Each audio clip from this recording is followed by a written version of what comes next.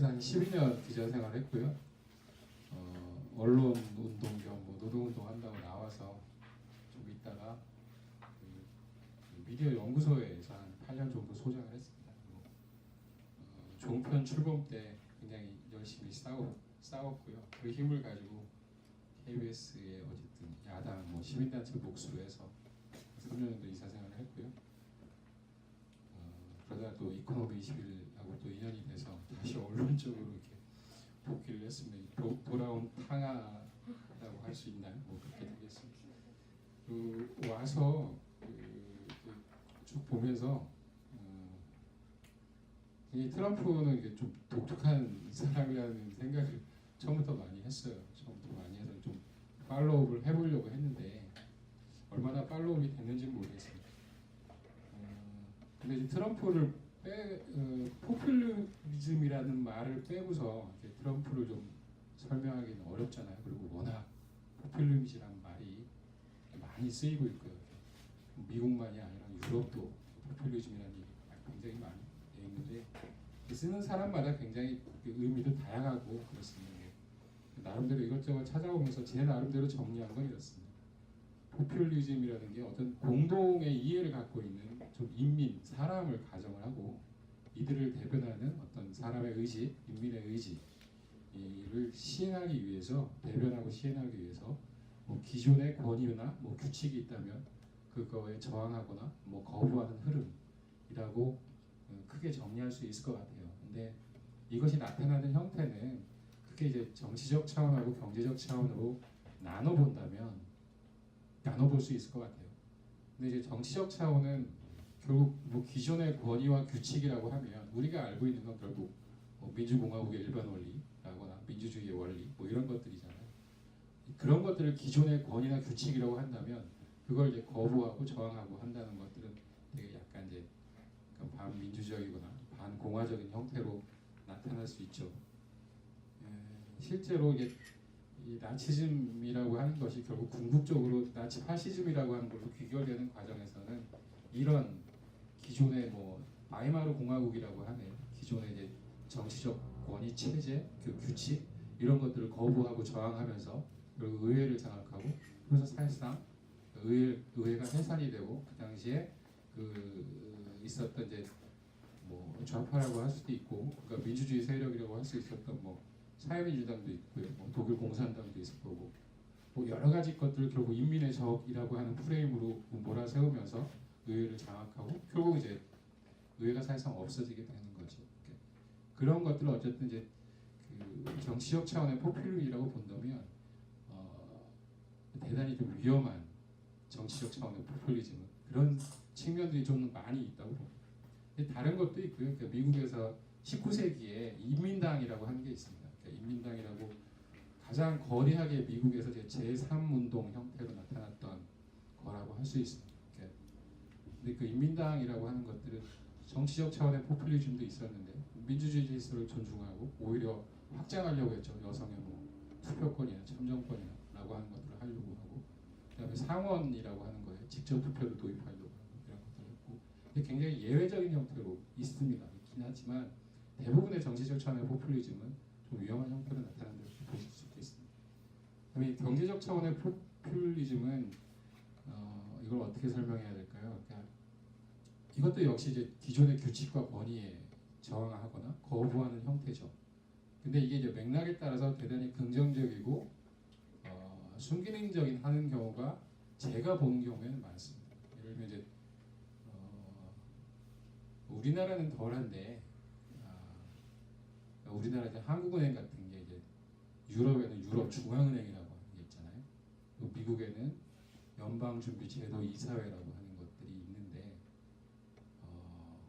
말은 해요. 그 금리를 올리고 내리고 해서 통화량을 조절하고 하는 거에 목표가 뭐냐라고 하면 써 있기는 해요. 그러니까 사람들의 고용의 증대, 완전 고용. 그러니까 일하고 싶은 사람들은 일자리를 얻을 수 있는 그 완전 고용이라고 하는 것과 그다음에 이제 물가가 계속 너무 높아지면 안 되니까 물가를 안정시켜야 된다라고 하는 두 가지 목표가 있는데 실제로는 이제 완전 고용을 포기하는 형태로 나타나는 통화 정책들을 많이 시행을 한다는 거고 그런 것들을 기존의 권위나 규칙이라고 한다면 그거에 저항하려고 하는 움직임들이 유럽도 그렇고 미국에서도 그렇고 굉장히 많거든요.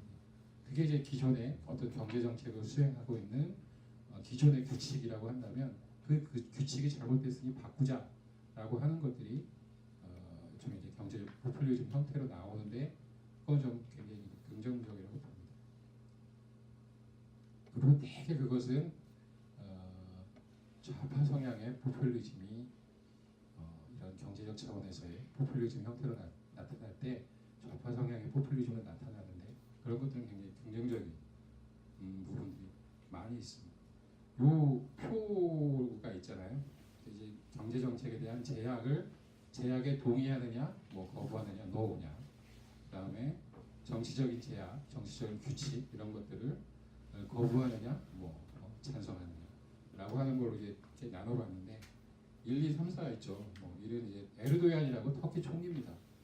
얘가 이제 굉장히 둘 다 노하는 거죠. 그러니까 개인적인 어쨌든 뭐 독재 뭐 이런 스타일이다. 두 번째가 옛날에 칠레 피노체치라고 군사 독재 있었잖아요. 세 번째가 이제 샌더스 같은 경우입니다. 경제 정책에 대한 제약 이 사람이 결국 이제 약간 그런 쪽이거든요. 그리고 그렇지만 이제 정치적인 제약은 받아들이죠. 그러니까 민주주의의 원리나 이런 것들을 하는 거예요. 그러니까 네 번째가 이제 흔히 말하는 이제 리버럴 테크노크러시라고 하는데 이게 둘 다 예스잖아요.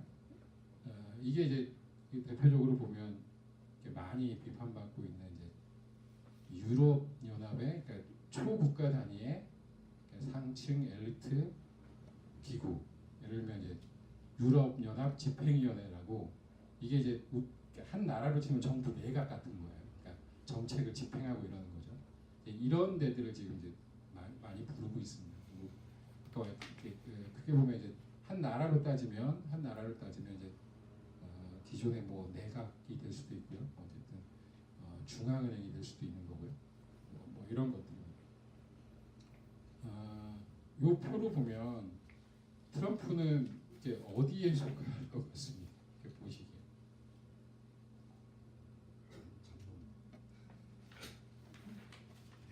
제 개인적으로는 트럼프는 1번과 3번 그 중간 어디쯤에 있는 것 같아요. 그런 생각이 좀 듭니다. 자, 그러면 이제 트럼프라고 하는 사람을 정치적인 차원하고 경제적인 차원에서 좀 살펴보면 권위주의자인 것 같습니다. 크게 보면 정치적 파퓰리스트인 측면들이 강한 권위주의자입니다. 규칙을 지키지 않는 정치적 포퓰리즘이라고 표현을 했는데 몇 가지 사례를 드릴게요. 그러니까 저도 트럼프를 별로 좋아하지 않아요. 좋아하지 않는데 이렇습니다. 그러니까 미국에서 대통령이나 대통령 후보들은 소득세를 공개를 합니다. 그게 역대 표준적인 관행이었어요. 이게 이제 성실한 납세 의무를 이행을 했다. 그리고 향후 자기가 어떤 정책을 집행하고 뭐 결정하고 했을 때 어떤 이해상충이 있을 거냐, 잠재적인 이해상충이 있을 거냐라고 하는 것들을 보여주는 거잖아요. 그런 것들을 피해 나가야 되고.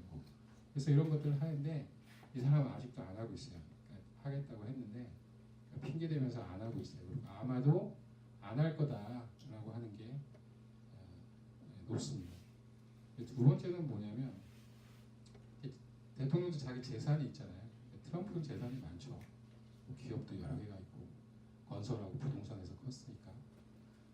근데 이 이해상충을 피하기 위해서 미국의 역대 대통령들은 자기의 재산을 그러니까 백지 신탁을 하거나 아니면 이제 미국에서 재무부라고 하는 곳에서 채권을 발행해요. 그러니까 이쪽이 국채죠. 미국의 국채인데 이게 뭐 1년짜리도 있고 5년짜리도 있고 20년짜리도 있고 30년짜리도 있고 그래요. 10년짜리도 있고. 근데 이 국채를 사거나 백지 신탁을 합니다. 백지 신탁은 맡기는 거죠. 그래서 어떻게 운영하는지 자기는 모르는 거예요. 이게 이제 이해상충을 피해서 그게 관행이었는데 이 사람은 그렇게 안 하죠. 자기 기업들 자식들한테 물려주고 운영권을 물려주고 그다음에 리조트 같은 것도 굉장히 많을 거 아니에요. 그리고 많이 있습니다. 휴양지나 거기에 뻔질나게 들어다니는 거죠. 자기 정부 돈을 가지고 외빈을 초청을 하고 이게 다 미국 국민 세금인 거죠. 그걸 거침없이 하고 있어요.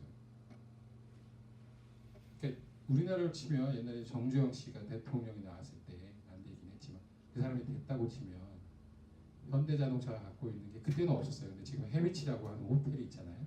리조트도 있고 거기서 무슨 국무회의하고 외국 정상 초청하고 그러는 거예요. 거기다 이제 그런 일을 하고 있다는 거죠.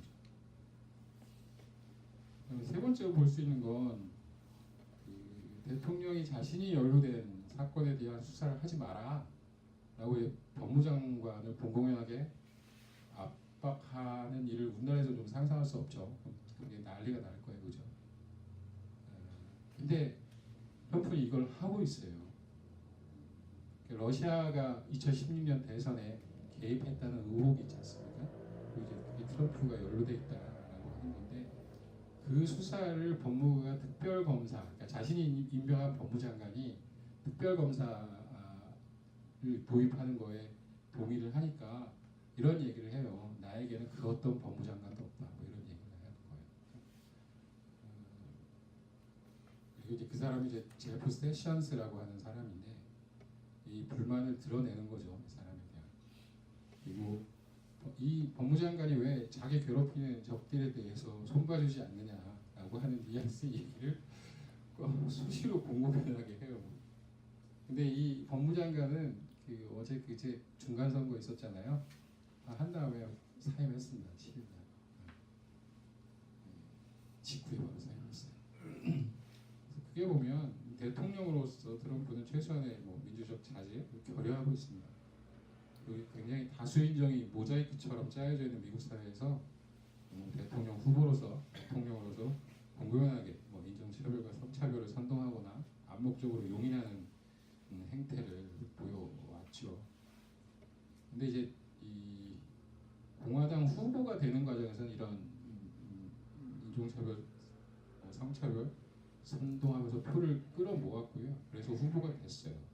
근데 이게 트럼프가 대통령이 되는데 결정적인 게 아니다라고 하는 분석들을 많이 한다는 거죠, 미국에서. 그리고 이게 그 대통령 공화당 후보가 되고 그다음에 이제 본선을 치르고 그다음에 대통령 선거와 또 같은 해에 총선을 치르잖아요, 미국은. 그런 과정에서 이것이 오히려 역풍도 불기도 했고 그래서 트럼프가 대통령이 될 때 이 요인은 이 인종차별이나 성차별의 요인은 그렇게 해서 자기 지지자를 끌어들이는 요인은 결정적인 게 아니었다라는 얘기를 하고 있는 거예요. 그래서 크게 보면 그러니까 미국은 이제 다수득표로 간선제예요. 그러니까 다수득표로 선거인단을 승자 독식하죠. 승자 독식하는 거라서 이 제도가 아니었으면 트럼프는 대통령이 될 수 없었죠. 2016년 대선에서 트럼프 득표수는 힐러리보다 300만 표가 적었어요. 퍼센테이지로 따지면 2.1%포인트 뒤진 거죠. 그래서 직접 선거를 했으면 트럼프가 안 되는 거예요. 근데 선거인단을 끌어모았죠. 그러니까 박빙의 우세를 점하면서 어디냐면 그게 이제 공화당 텃밭이라고 하는 텍사스, 그 경합주라고 하는 플로리다, 펜실베이니아, 오하이오 등에서 승리하면서 선거인단을 승자 독식하면서 요 표를 보면 선거인단 수에서는 304대 227로 차이가 많이 나잖아요. 이게 이제 승자 독식에서 이 박빙의 리드를 해도 그 속에서 저쪽은 아무것도 못 가져가고 이쪽이 싹 가져오니까 그래서 이제 차이가 벌어지면서 이긴 겁니다. 그리고 여기 플로리다, 펜실베이니아, 오하이오 이런 데들은 요번 중간 선거에서도 상원에서 공화당이 다 됐어요. 근데 이제 아까 말씀드린 것처럼 권위주의적 성향, 민주적 자질 결여, 인종차별, 성차별 원행 이걸 감안하더라도 이 당시에 트럼프가 얻었던 이 득표율은 굉장히 대단히 높은 거라는 거예요. 근데 그게 결국은 결론적으로 말씀드리면 트럼프가 민주와 공화 양당이 암묵적으로 동의하며 확장시켜왔던 글로벌화에 대한 반대 그리고 힐러리와 월스트리트의 유착이 상징하는 부유층에 대한 어떤 비판 그 백인 중하층 노동자에 대한 공감 등을 통해서 집권에 성공한 거다. 즉 트럼프가 제기했던 경제적 의제가 결국 그것이 오바마를 2012년에 찍었던 사람들을 이쪽으로 끌어오고 그 당시 2012년 대선에서 기권했던 사람들을 끌어오면서 그게 트럼프를 지지하게 만들면서 그게 트럼프가 된 결정적인 이유였다라고 하는 겁니다. 이걸 결국 미국 최우선이라고 하는 슬로건 속에서 결합시켜서 녹아냈다는 거죠. 자, 그럼 이제 그 부분이에요. 그걸 반기성 경제적 포퓰리스트로서의 뭐 트럼프 이렇게 표현을 했는데요. 일단 이제 트럼프가 얘기했던 이제 반글로벌화 그리고 뭐 무역 보복들을 엄청나게 하고 있는데 그 배경으로 한 네 가지 어쨌든 무역 그리고 경쟁 관계에 있는 어떤 상대방을 이기는 법으로 해서 이제 제가 생각한 건 이렇게 네 가지. 그러니까 하버드대 데니 로드릭이라고 하는 학자가 이런 사례를 들었는데 그걸 이제 갑돌이 갑순이로 좀 바꿔서 소개를 하는 겁니다. 자, 첫 번째는 갑순이가 이제 갖고 있는 회사겠죠. 정말 열심히 일하고 저축하고 많이 투자하고 신기술을 따라가고 그래서 갑돌이 회사를 지게 했어요. 패배시켰어요. 그래서 갑돌이 회사 직원들은 일자리를 잃은 경우가 있습니다. 자, 두 번째는 갑순이가 독일에서 좀 더 값싼 중간재 공급업자를 찾아낸 경우예요. 경쟁력이 높아지겠죠. 그럼 중간재는 독일에서 오는 거죠. 수입해서 쓰는 거죠. 자, 세 번째는 갑순이가 하루 12시간씩 두 개들을 하고 작업 환경도 위험한 방글라데시라는 곳에서 방글라데시의 중간재 공급업자한테 아웃소싱을 한 거예요. 그래서 갑돌이를 시장에서 내보는 경우죠. 자, 네 번째는 갑순이가 한시계약 조건으로 방글라데시 이렇게 노동자들을 수입해서 국내 노동환경 안전규정을 위반하는 조건 아래서 일을 시키는 경우에 그래서 갑순이를 몰아내는 경우죠. 이 네 가지 모두 뭐 경제학적으로 얘기하면 결과는 동일하다고 얘기해요. 갑돌이를 패배시키는 거죠. 갑돌이를 몰아내는 경우에. 그러면서 자 근데 사람들은 뭐 1과 2는 그럴 수 있을 것 같아요. 그렇죠? 1과 2는. 그런데 3, 4에 대해서는 저 좀 문제가 있는 거 아니야? 라고 하는 게 일반적일 겁니다. 두 경우 모두 국내에 확립된 노동기준이라고 하는 잣대에서 보면 문제가 있는 거죠. 4번 같은 경우는 명백히 불법일 거고요. 특히 문제가 되는 게 3번이에요. 근데 3과 4는 실질적인 결과에서는 그렇게 아무런 차이가 없어요. 그래서 4를 비양심적이라고 하면서 3을 수긍하는 거는 일종의 뭐 이율배반 이런 측면도 지닌다는 거죠.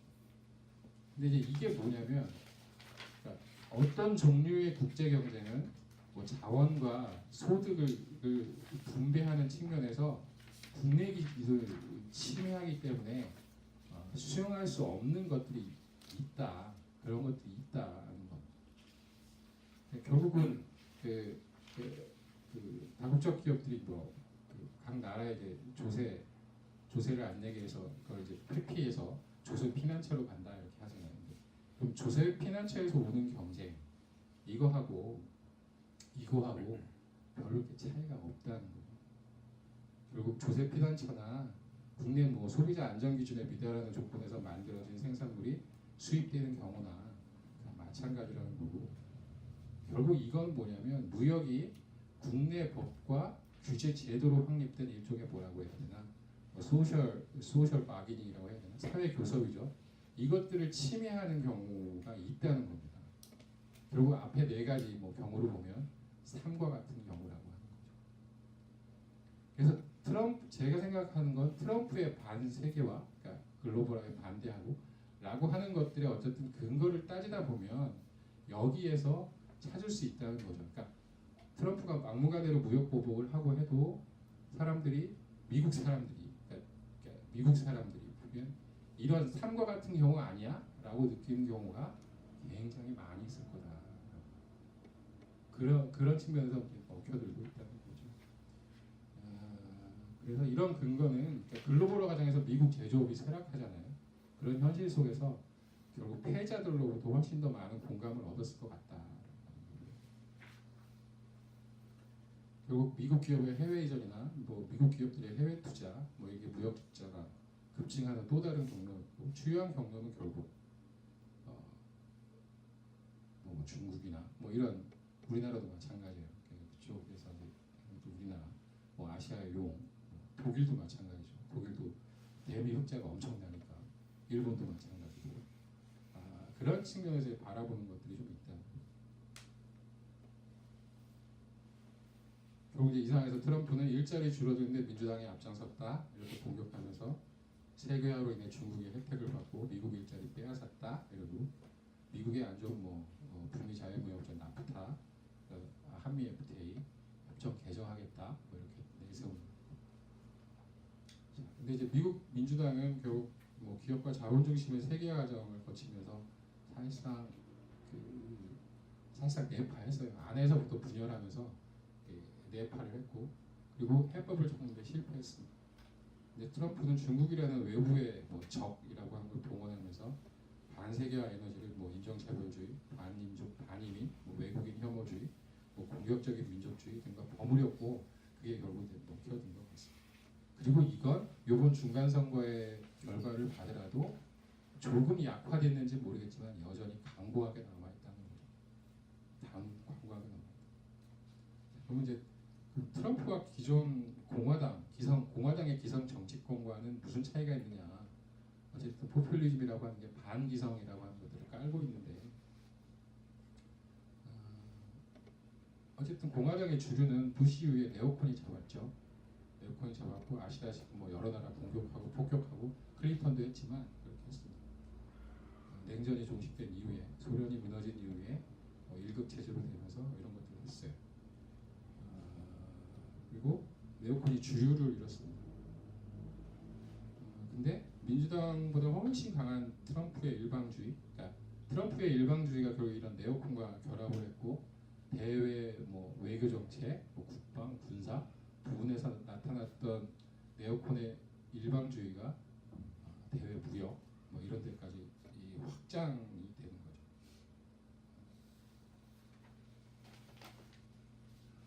근데 결국 네오콘의 대외 정책이라고 하는 게 꼭 네오콘만의 것이냐 그렇지는 않다라는 겁니다.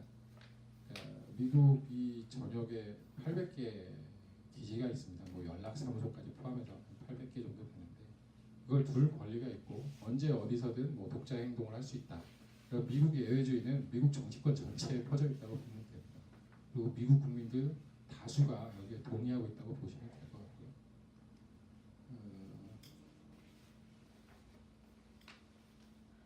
그래서 이런 것들을 올해 이제 포린 어페어스라고 꽤 유명한 미국의 대외 외교 정책 이런 것들에 대한 일종의 싱크탱크죠.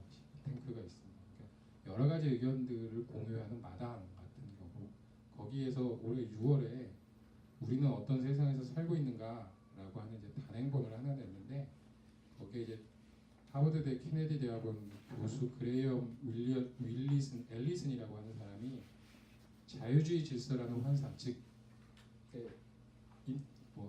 인터내셔널 리버럴 어더라고 합니다. 국제 자유주의 질서. 이게 이제 미국 외교 정책의 목표였고 그게 현실이었다. 그러니까 미국의 외교 정책은 그것들을 유지해 왔다라고 하는 게 있는데 그건 환상이다라고 하는 겁니다. 그러면서 이 사람이 했던 얘기가 뭐냐면 21세기 처음 17년 동안 스스로 자유주의 질서의 지도자라고 자임하는 국가인 미국은 두 나라를 침략했고 테러리스트라고 자신이 생각한 수백 명을 죽이기 위해 공습을 했고 수십 명의 사람들에게 특별한 귀환이라고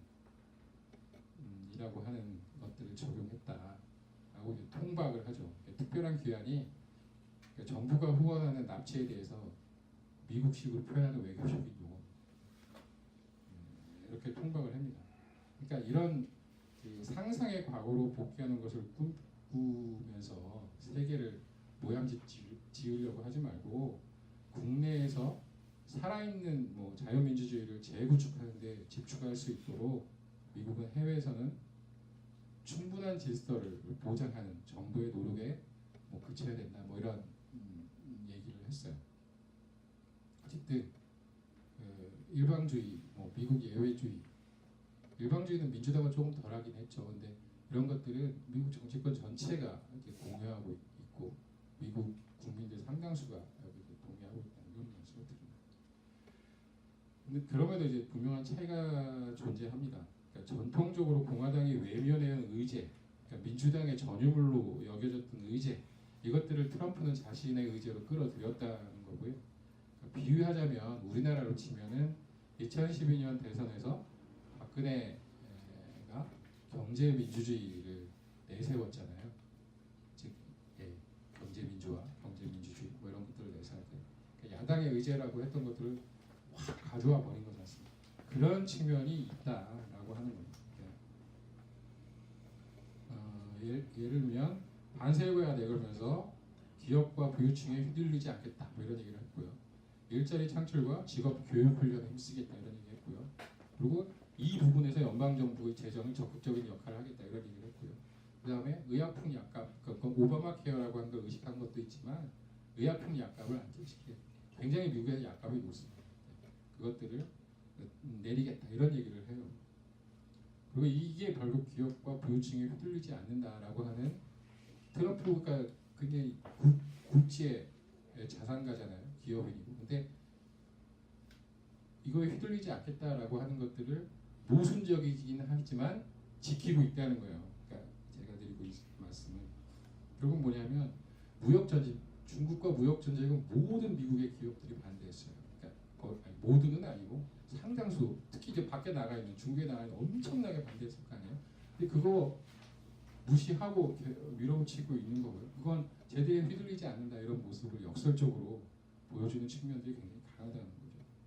그리고 미국 국내 거대 제약업체들 엄청나게 반발하는데도 해외 17개국 약값 인덱스로 해서 미국에 전용해서 미국 약값 향후 5년간 단계적으로 떨어뜨리겠다 이런 얘기도 발표를 한다는 거고요. 근데 안 지키는 것도 많이 있어요. 이렇게 보면. 제가 찾아본 거는 2008년 이제 리먼 브러더스 파산하면서 대금융위기가 왔잖아요. 그래서 이제 그 주범이던 뭐 파생 금융 상품을 규제하려고 도드 프랭크 법이라는 게 만들어지는데 거기에서 이제 미국의 금융회사들이 밖에 나가 있는 것들이 있잖아요. 거기에서 다루는 파생 금융 상품도 적용할 수 있게끔 했는데 그걸 유명무실하게 만드는 게 있어요. 트럼프가 집권한 이후에 그런 것도 있고요. 그다음에 상속세를 없앴죠. 이것도. 그리고 법인세를 35%에서 21%로 확 내렸죠. 과감하게. 화끈해요.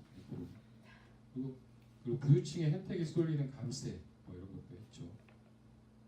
근데 법인세는 이제 밖에 나가 있던 미국 기업들한테 미국으로 들어와라고 하는 전략적인 측면도 좀 깔려 있는 것 같고요. 그런 것도 좀 감안해야 될 것 같고. 근데 부유층 감세 많이 가는 거 많아요. 50% 넘게가 부유층 한 상위 10%한테 가는 게 맞는데 문제는 뭐냐면 하위 10% 20%에서 면세자 이 감세법안 하면서 면세자도 수백만 명이 면세 혜택을 받는다는 거예요. 우리나라 보면 근로소득 면세점이죠. 그 근로소득 면세점이 높아지면서 이 적용을 받는 사람도 수백만 명이 생겼다는 거예요. 그러니까 미국 백인은 아니고 하층, 중하위 노동층 부분에서. 그다음에 이제 7월 말 미국 노동자와 약속이라고 하는 걸 발표를 하는데 이게 20개 이상의 기업과 사용자협회를 통해 향후 5년간 380만 명 이상의 노동자에 대한 교육과 훈련 기회를 창출하겠다라고 하는 거고 여기에 이제 굉장히 월마트니 뭐 IBM이니 이게 큰 기업들이 호응하면서 이렇게 나오고 있어요.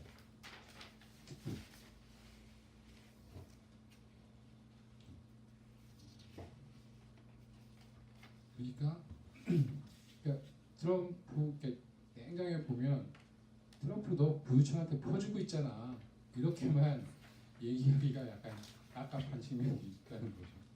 실제로도 그렇지 않다는 거죠. 그런 거고요. 자, 그다음에 근데 트럼프는 딜레마가 있습니다. 딜레마가 있는데 그리고 지금까지 세계화는 미국이 안 좋았다는 거잖아요. 미국의 좋은 세계화 모습을 보여줘야 되는 거죠. 근데 그렇지 못하면 그래서 지금과 같은 세계화 뭐 버전 2라고 하든가 뭐 이런 것들을 추구하면 결국 자신을 지지했던 지지층에 대한 배신인 거고 그러면서 몰락이 앞당겨질 수 있는 그런 딜레마가 있습니다. 아직까지는 견고하게 교묘하게 잘 하고 있는 거예요. 그리고 이제 리쇼링, 그러니까 미국으로 다시 유턴해서 와라라고 하는 게 핵심인 것 같습니다. 뭐 특히 이제 미국의 이제 굴지의 IT 기업들 있잖아요.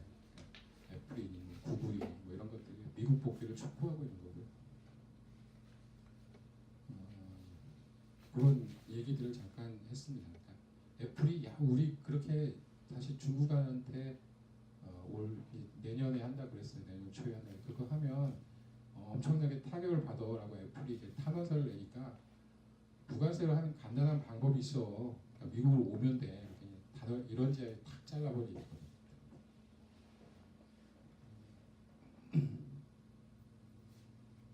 그리고 아까 말했던 법인세를 35%에서 21%로 확 낮춘 게 돌아오면 더 깎아줄 수도 있어. 이런 것도 있는 거예요. 법인세 0% 얘기도 나와요. 그렇게 돌아오는 기업들에 대해서 그런 얘기도 나와요. 근데 이제 이런 거 빼면 그러니까 지금과 같은 뭐 세계화의 변화를 주는 건 좀 찾아볼 수 없습니다. 냉정하게.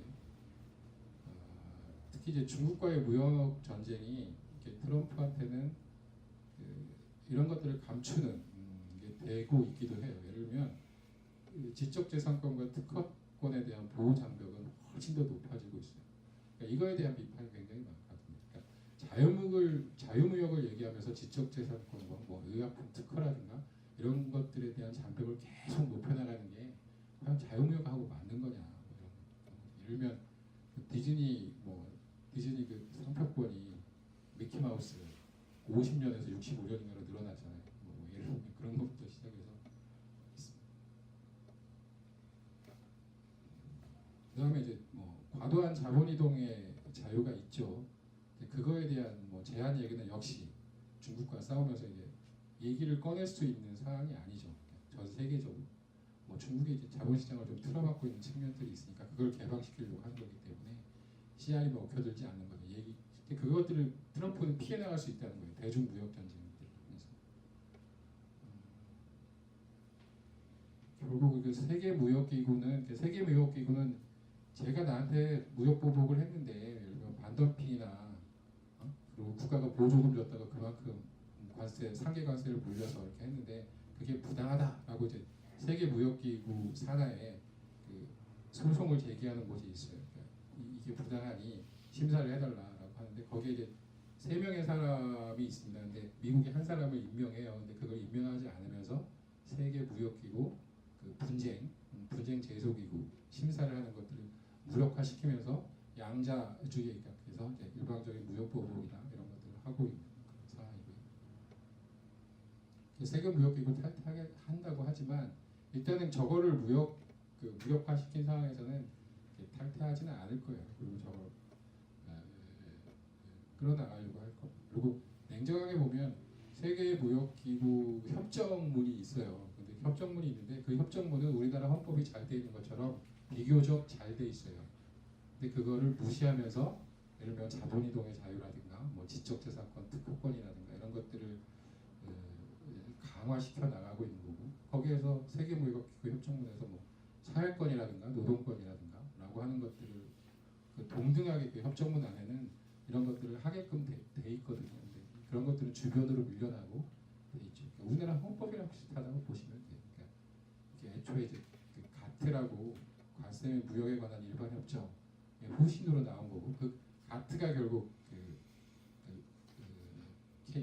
2차 세계 대전 이후에 무역 질서를 만든 거기 때문에 굉장히 이제 균형 잡혀 있고 약간 이제 규제된 건데 그 후신으로 출범한 세계무역기구도 이걸 다 부정하지는 못하면서 그 중에 핵심적이고 이러한 것들을 다 끌어올 수밖에 없었거든요.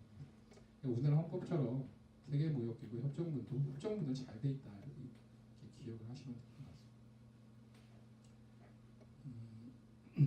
그다음에 이제 나오는 건 그렇게 무력화시키면서 하는 게 이제 중국의 배후에 있는 나라들과 뭐 양자 무역 협정을 체결하려고 하는 것들을 시도하고 있습니다. 베트남, 인도, 터키 뭐 이런 나라들이고요.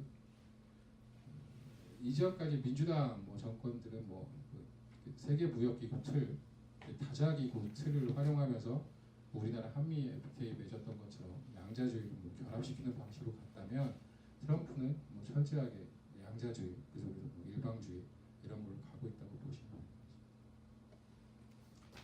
근데 어쨌든 이제 그 미국 내 뭐 지식인 식자층이라고 해야 되나요? 뭐 이런 사람들이 제일 우려하고 있는 건 그 동맹국가 벌이는 이제 양자 무역 협상이나 양자 무역 협정 체결 움직임에서 전통적으로 미국의 뭐 우방 동맹국이라고 했던 뭐 유럽연합, 뭐 일본 뭐 이런 것들과 이 동맹 관계에 뭐 균열이 생기거나 이완되지 않을까라고 하는 걸 제일 우려하는 것 같습니다. 근데 동맹의 균열까지는 가지 않고 아마 이완 정도가 될 텐데 워낙 정치 군사적으로 일본도 그렇고 우리나라도 마찬가지지만 유럽연합도 미국에 깊숙하게 의존하고 있어서 아마 균열은 아니더라도 이완 정도는 될 것 같아요. 그런 상황.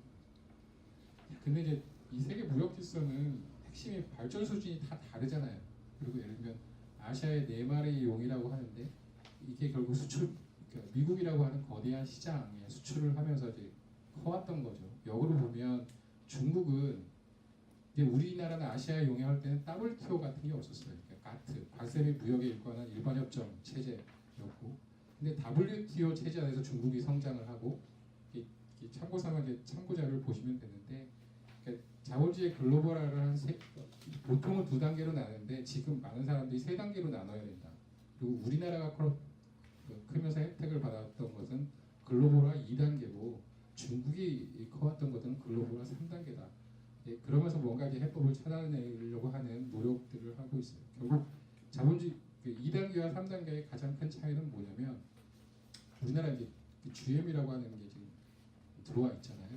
GM이라고 하는데 예를 들면 이제 GM이 유럽, 옛날에는 유럽에 들어갔으면 GM에 있는 유럽 공장은 유럽에서의 현지 판매를 목적으로 하는 겁니다. 그러니까 역으로 미국에 팔려고 하는 게 아니죠.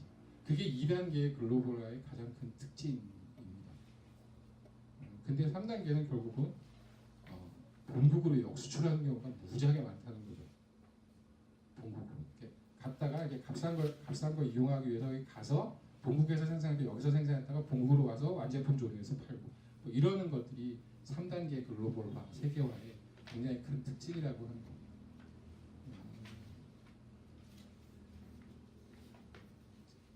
그런 상황에서 트럼프는 그러니까 이런 것들을 아까 했던 뉴턴 다시 미국으로 돌아와 라고 하면서 이런 거에 좀 변화를 주려고 하는 굉장히 센 의지가 있는 것 같아요. 근데 어쨌거나 세계 무역 질서는 제가 생각하기에는 그래요. 그러니까 발전 수준이 다른 나라들이 다 있잖아요. 근데 이런 나라들 사이에 균형 잡힌 무역을 하고 그다음에 경쟁적인 수출 주도형 모델이 나는 국제적 불균형이 있죠. 국제 소지 불균형이 있습니다. 그러니까 흑자 보는 나라만 중차 흑자 보고 적자 보는 나라는 계속 적자 보는 거죠. 이런 것들을 어떻게 조정? 그리고 지금은 흑자 보는 나라가 적자 보는 나라한테 이렇게 얘기하는 거죠. 그 적자를 줄여라 이렇게 얘기를 하는 거죠. 근데 관세 및 무역에 관한 일반협정 체제에는 어떤 정신이 녹아 있었냐면 비록 되지는 않았어요. 그러니까 영국의 이제 케인즈라고 하는 사람이 브레튼 우즈 체제라고 하는 걸 짜면서 흑자국과 적자국, 국제소지 불균형은 흑자국과 적자국이 똑같이 해소를 하는 책임을 같이 져야 된다. 경중은 있겠지만 그걸 같이 져야 된다라고 하는 얘기를 했어요. 그리고 제도화되진 않았지만 그러니까 관세 및 무역에 관한 일반협정이라고 하는 부분들에는 그런 정신들이 조금 들어가 있는 측면들이 있어요. 그래서 일방적으로 적자국한테 무역수지 불균형을 해소해라 뭐 이런 것들이 아니었다는 거죠. 어쨌든 그것들을 슬기롭게 조정을 하고 이런 거에 대한 비전은 트럼프 안에서는 없습니다. 결국은 미국 최우선 원칙으로 해서 지금과 같은 뭐 자유무역을 공격적으로 일방적으로 추진해서 국제적 불균형을 바로잡는다. 이게 이제 전부인 거고 굳이 표현하면 뭐 네오콘판 뭐 공격적 관리무역이라고 해야 되나요? 네오콘판 공격적 뭐 중상주의라고 해야 되나요? 뭐 이런 거고 중상주의는 이제 자기 것 극대화시키는 게 이제 중상주의잖아요. 그러니까 여기는 막으면서 저쪽 수출을 극대화시키고 이런 걸 이제 중상주의라고 하는 공격적 관리고요, 공격적 중상주의 뭐라고 할 수 있겠습니다.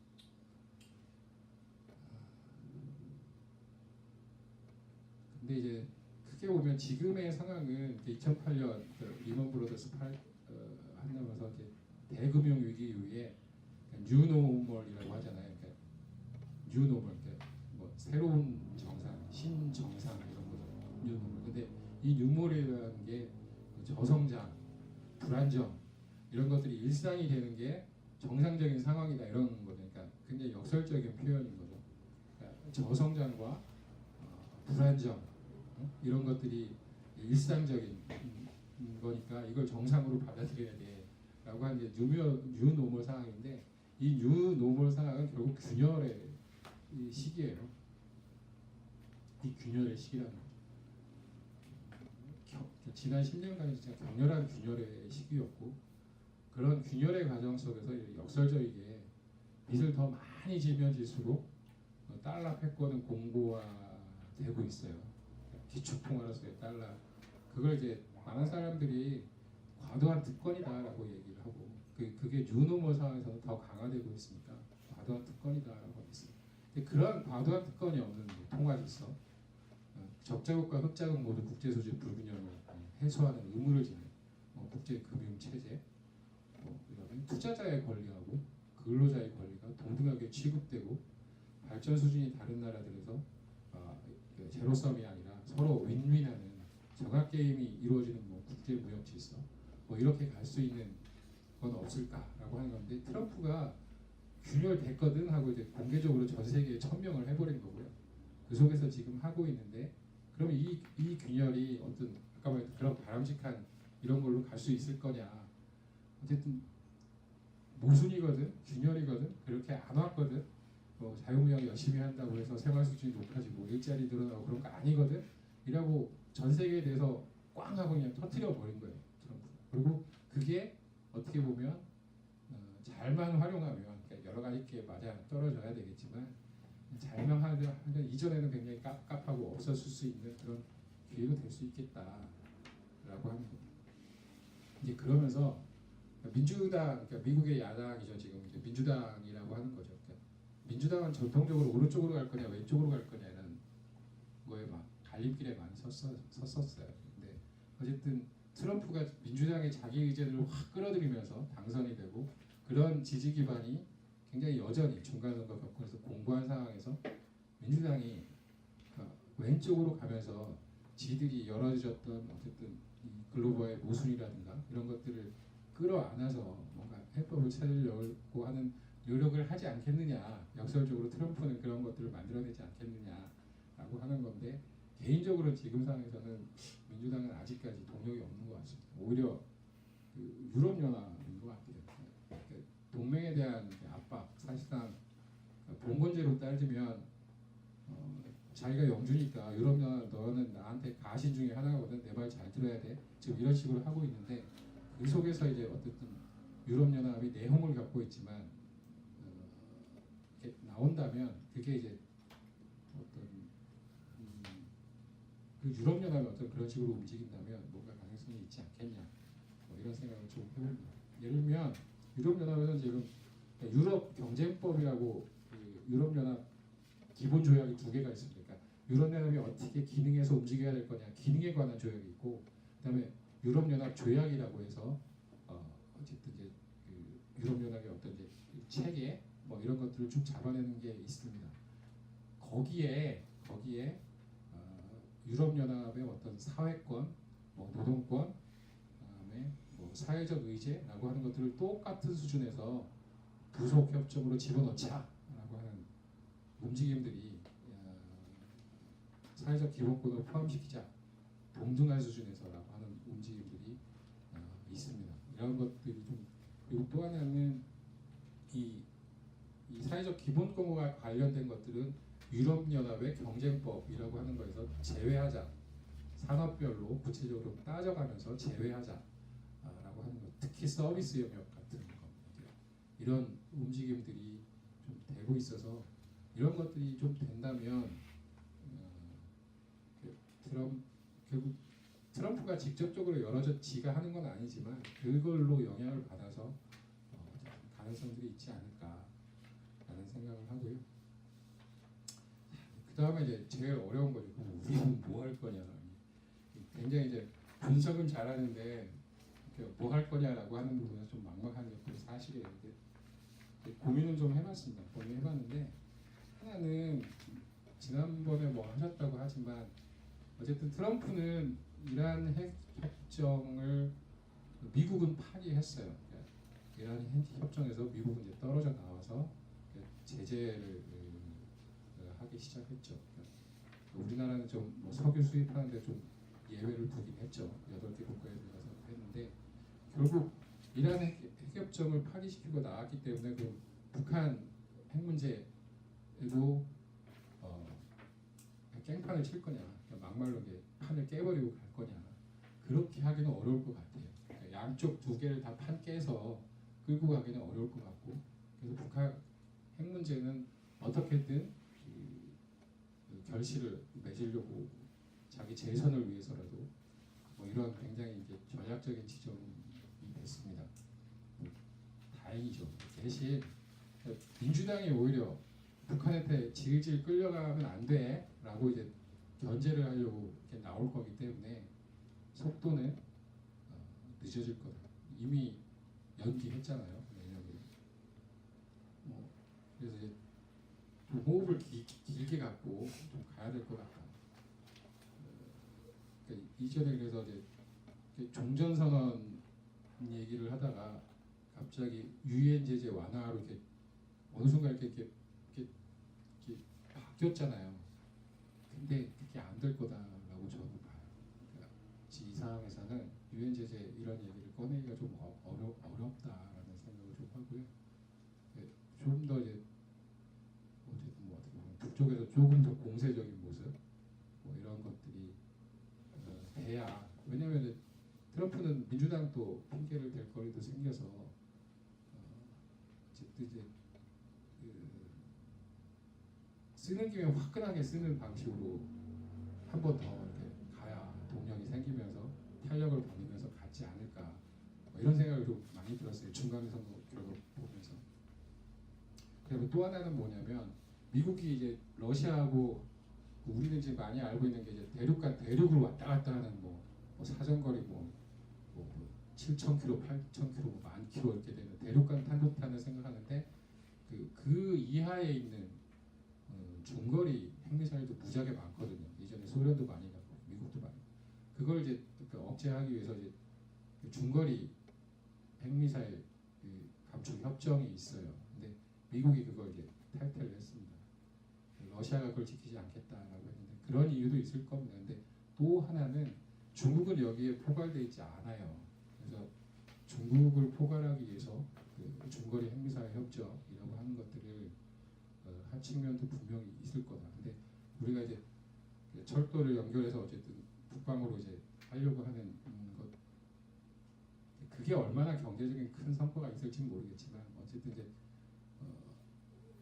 소통의 창구, 운송의 창구, 대륙으로 뚫린다라고 하는 굉장히 상징적인 의미가 있고, 이걸 다자주의에 입각해서 추진해야 될 텐데, 그러니까 미국, 북한, 남한은 물론이고 미국, 중국, 러시아, 일본은 지켰으면 좋겠지만 어쨌든 근데 어쨌든 이게 다자주의로 해야 될 텐데 이 중거리 핵미사일 협정이라고 하는 게 의외의 복병으로 등장할 가능성도 있다는 겁니다. 그것까지 염두에 둔다면 이 부분에 대해서 북한 핵 문제가 진전이 되고 한다면 뭐 큰 틀에서 우리한테 발언권이 생기지 않을까라고 하는 생각을 좀 해봤고요. 그런 것도 좀 준비를 해야 되겠다 이런 생각을 좀 해봤고요. 아까 말했던 것처럼 우리나라는 이제 두 번째 글로벌화라고 하는 것 속에서 혜택을 입으면서 성장해 왔습니다. 그리고 수출주도 성장 모델에서 했는데 수출주도 성장 모델과 관해서는 많은 학자들이 그런 고민을 해요. 과연 중국 이후에 아시아의 네 마리 용과 같은 이런 나라들이 나타날 수 있겠냐? 현 무역 체제나 이런 것들 속에서 그런 얘기들을 굉장히 많이 들어요. 그러니까 사실상 이제 봉쇄되어 있고 닫혀진 측면들이 많이 있다라고 하는 건데 세 번째 글로벌화의 폐해를 줄이기 위한 우리 나름의 노력, 외교적 노력, 경제 외교적 노력 이런 것들을 좀 준비할 필요가 있겠다는 생각을 해요. 아까 말한 것처럼 세 번째 글로벌화 특징은 하여튼 세 가지 시나리오 네 가지 중에서 시나리오 3이죠. 3을 이용한 보무부의 역수출이 굉장히 이제 횡행하는 시기잖아요. 자, 결국 이제 우리나라도 하고 있어요. 우리나라 포함해서 각국이 그리고 이제 뭐 4차 산업혁명이나 막 해서 뭐 독일 아디다스 공장 독일로 다시 돌아갔고요. 중국에 있던 게 이렇게 하는데 본격적으로 본국의 유턴이라고 하는 것들을 끌어들이려고 하는 것들 각국이 다 하고 있습니다. 우리나라도 하고 있고 뭐고 잘 해야 될 것 같아요. 그다음에 제 생각인데 현지 진출, 현지 판매를 원칙으로 하되 현지 판매가 아니라 아까 했던 3회 입각해서 본국으로 역수출하는 경우로 생각해 볼 수 있죠. 우리나라를 역수출하는 경우. 그럴 때 적용할 수 있는 어떤 뭐 사회적 덤핑 것 같은데 그런 개념을 좀 개발할 필요가 있죠. 그러니까 값싼 인건비만을 노린 채 해외 아웃소싱 유혹을 줄여보려는 하는 시도를 할 수 있다는 거죠. 특히 이제 우리나라는 중국에서 한국으로 역수출되거나 한국 기업이 중국 가서 뭐 이런 경우도 있고 동남아에서 가서 동남아에서 한국으로 역수출하거나 뭐 이런 경우들이 있는데 이런 경우에 이제 적용할 수 있을 것 같아요. 그러니까 이렇게 해당되는 국내 기업이 있다면 그래서 사회적 덤핑에 해당된다면 뭐 그 양만큼을 뭐 추가 법인세나 뭐 가징금이나 이런 걸 통해서 징수하는 방법을 생각해 볼 수 있지 않을까라고 하는 게 제 생각이고 그다음에 이제 우리나라가 이제 앞으로도 무역협정을 많이 체결할 거예요. 그런 부분에서 뭐 국제노동기구가 규정하는 뭐 근본적인 노동권, 뭐 사회권이라고 하는 것들을 무역협정의 의제로 동등한 의제로 이렇게 집어넣을 수 있을 것 같다는 거죠. 그리고 또 하나는 여기는 안 썼지만 우리나라도 이제 투자자 국가 소송제라고 하는 게 있습니다. ISDS라고 하는 게 있는데요. 그게 이번에 한미협회 개정 협상하면서 조금 엄격하게 되긴 했는데 그게 이제 민간 분쟁조정기구가 해요. 근데 이거를 유럽연합은 투자자 법원을 만들자라고 하는 양국이 구성하는 투자자 법원에서 해결을 하자 이런 것들이 있는데 오히려 이제 그런 컨셉을 그런 접근을 우리나라도 적극적으로 받아들여서 투자자 국가 소송제라고 하는 요건들을 엄격하게 하고 그런 분쟁이 발생했을 때는 민간 분쟁 패널 기구가 아니라 투자자 법원이라고 하는 양국의 정부가 구성을 하는 사법기구를 이용해서 여기서 해결을 하자라고 하는 접근을 해보는 것도 나쁘지 않을 것 같다라고 합니다.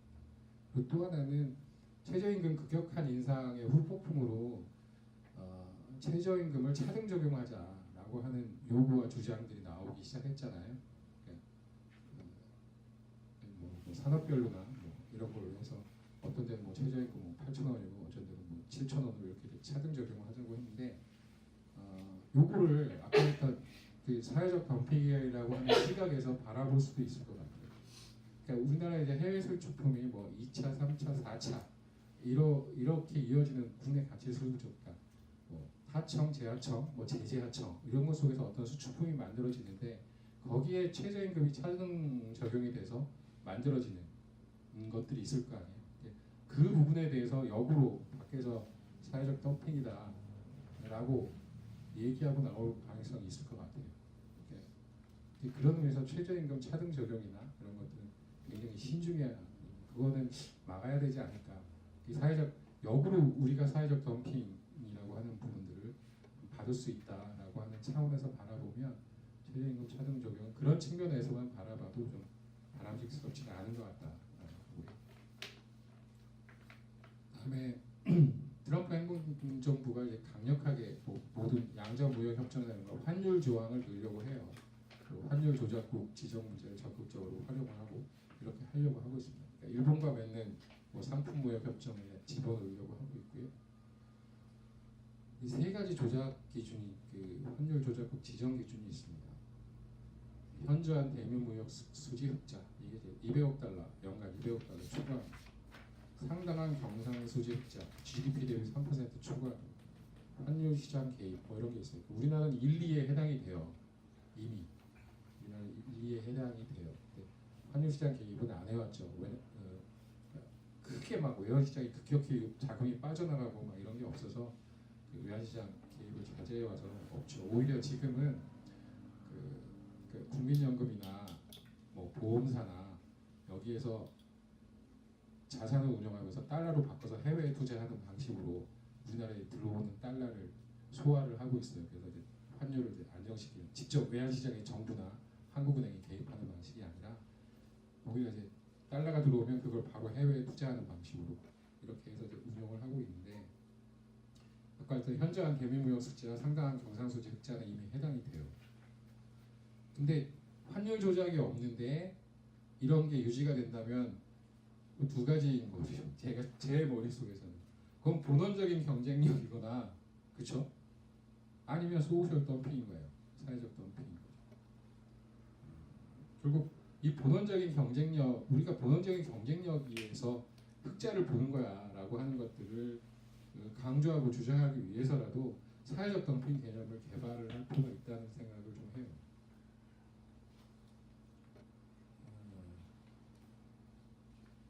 그다음에 이제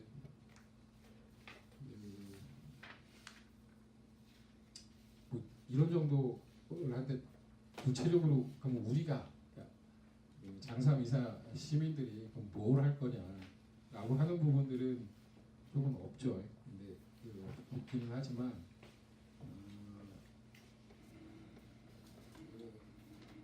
이제 저는 이제 이런 뭐 이런 의제들을 좀 개발을 하고 그러니까 정부의 시야를 넓히고 뭐 이러한 작업들을 밑바닥 기층에서 뭐 해나가는 노력이 굉장히 중요한 것 같고요. 또 하나는 개인적인 생각인데 수출 주도 성장은 이전만큼 그러니까 고용이나 일자리나 그다음에 부가가치 창출이나 그러니까 이전에 기여했던 만큼 못하는 거 분명한 사실이에요. 그런데 수출 대기업 주도의 성장이라고 하는 게 완전히 한계에 도달한 거냐? 그거는 아닌 것 같아요. 그러니까 이전만큼은 못하지만 예를 들면 현대자동차는 내수 기업이 아니라 수출 대기업이에요. 현대기아차. 내수는 얼마 안 돼요. 한 15만 대 되나? 나머지 거의 한 200만 대 이상을 해외에 갖다 팔거든요. 근데 자동차는 전후방 용광업교가 가장 큰 산업이에요. 근데 이제 현대자동차가 밑에를 쥐어짜서 문제지. 그래서 현대자동차가 창출할 수 있는 부가가치가 밑으로 흘러가지 않아서가 문제지. 그거를 가지고 수출 대기업의 뭐 일자리 창출이나 그런 것들이 한계에 도달해서 뭐 소득주도 성장이나 내수주도 성장으로 가야 된다. 그거는 좀 아닌 것 같아요. 이전보다는 굉장히 약한데 그게 이제 전후방 연관업구나 반도체는 좀 다르지만 이런 것들이 가야 하는 측면들이 분명히 있다. 그러면서 동시에 이제 구매력을 늘려나가는 이런 노력들을 해야 된다. 그것이 이렇게 수출 주도 성장이 이전만큼 못하기 때문에 그건 빵꾸를 어디서 메워야 되는데 그건 결국 국내에서 나올 수밖에 없다는 거예요. 그러니까 소득 주도 성장이 그런 문제 의식이라면 저는 뭐 동의를 합니다. 동의를 하는데 근데 이제 거기가 얘기하는 게 수출 대기업 주도의 성장은 한계에 다다랐다라고 얘기를 해서 그게 한계에 다다랐으면 내수 산업 위주로 국내 자원을 배분을 해야 되잖아요. 내수 산업 위주로. 근데 국내 자원을 내수 산업 위주로 배분하는 근본 방안은 환율 정책이에요. 환율이 완만하게 떨어질수록 내수 산업으로 자원 배분이 이동하는 측면입니다. 근데 불행하게도 이 정부는 그런 고민을 안 하죠. 안 하고 오로지 이제 소득을 늘리는 소득을 늘리는 방식은 여러 가지가 있어요. 세금을 깎아줘도 늘리는 거고요. 직접적으로 임금이나 이 소득을 올려줘도 하는 거고요. 그래서 이 소득주도 성장이라고 하는 게 가장 큰 맹점은 핵심적인 수단이 뭐냐라고 하는 게 없다는 거예요. 그러니까 대한민국 하늘아래 그렇게 따지면 소득주도 성장이 아닌 게 없는 거예요. 그러니까 사람들의 구매력을 커지는, 그러니까 직접적이든 간접적이든 사람들의 구매력을 늘려주는 모든 행위는 다 소득주도 성장에 들어간다는 거죠. 자, 그런 의미라면 뭐 동의할 수 있는데 그런 건 아닌 것 같고요.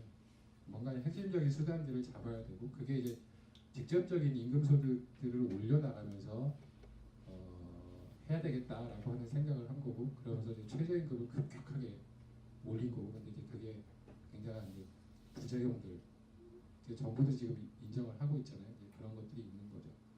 오히려 그러니까 적절하게 올리고, 그러니까 이제 그러니까 우리나라 근로빈곤층이 굉장히 많잖아요. 그러니까 근로빈곤층을 예방하는 수단으로서 최저임금은 저는 좀 한계가 있는 것 같아요. 오히려 근로장려 세제라고 하는 것들이 있고, 그것들을 대폭적으로 적절한 최저임금 인상과 이것들을 결합해서 대폭적으로 하는 방식이 애초에 옳았다라고 하는데, 그게 이제 부작용이 나타나니까 내년부터 그렇게 하겠다라고 이제 정부가 하고 있는데, 시행착오가 굉장히 큰 것 같고요.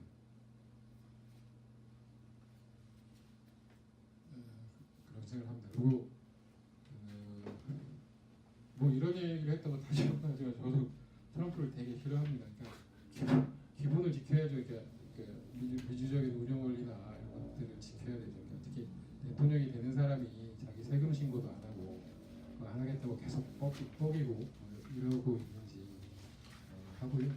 근데 어쨌든 마지막으로 중간선거 결과에서 많은 사람들이 우려를 하는 게, 미국 상원이라고 하는 게 미국의 이제 고위 관료들, 주요 그러니까 사법부의 대법관이나 이런 것들을 임명하는 권한을 갖습니다. 하원은 이제 그런 것들에 대한 탄핵 소추권을 갖는데, 많은 사람들이 우려를 하는 게 뭐냐면,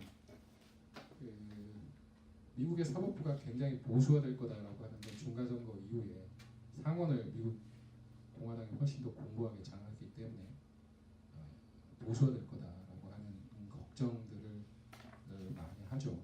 그러니까 결론적으로 보면 트럼프를 관찰하건대 제가 했던 약속을 어기고도 있지만 지키려고도 하고 있고, 그런 줄타기를 하고 있다는 거예요. 근데 그 약속을 저 새끼가 안 지키네? 죄송합니다. 트럼프가 안 지키네?라고 하는 것들이 됐을 때 결국 지지층에 대한 배신으로 이어지면서 몰락이 앞당겨질 거다. 자, 근데 이제 이 과정에서 과연 야당인 민주당은 트럼프가 선점을 했던 자기 것들 뺏어갔던 것들을 찾아오고 오히려 더 넓히기 위해서 사회정책 쪽으로, 또는 지들이 열어졌던 뭐 기업 주도의 글로벌화라고 하는 것들을 좀 더 관리받는 글로벌화, 뭐 이런 식의 의제들을 만들면서 갈 수 있을 거냐, 뭐 이런 것들이 한국에 있는 사람으로는 관전 포인트인데, 그러니까 민주당이 그래줬으면 참 좋을 것 같은데, 그런 움직임도 좀 있긴 해요. 근데 그것보다는 오히려 유럽 연합에 좀 기대를 걸어보는 게 어떤가라고 하는 게 개인적인. 그다음에 그런 모습들을 보면서 저희가 할 수 있는 것들이라고 하는 것들은 아까 이제 그런 고민을 해봤어요. 이렇게 사회적 덤핑이라고 하는 것들 개념 속에서 그렇게 보면 최저임금 차등 적용을 하는 것들은 말이 안 되는 거예요. 우리가 그럴 되는 거고, 그리고 또 밖으로 나가려고 값싼 인건비에서 하는 것들을 이 개념을 통해서, 그러니까 우리만 막기 위해서가 아니라 우리는 사회적 덤핑을 안 하는 곳이야. 대한민국은 적어도 세계 11위, 10등, 우리 두 번째 글로벌의 혜택을 받은 대한민국 경제가, 뭐 한국 자본주의가 보여줄 수 있는 책임성은 이런 거야. 뭐 이런 크게 그런 얘기들을 만들어 나갈 수 있지 않을까, 뭐 이런 생각을 해봅니다. 이상입니다.